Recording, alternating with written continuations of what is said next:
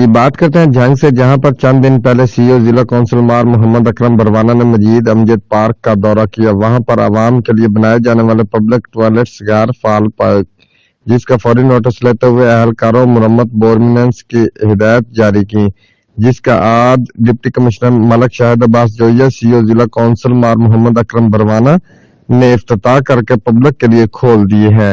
اس موقع پر میڈیا سے بات کرتے ہوئے ڈپٹی کمشنر جھنگ کا کہنا تھا کہ عوام کو سہولیات فراہم کرنا ہماری ذمہ داری ہے۔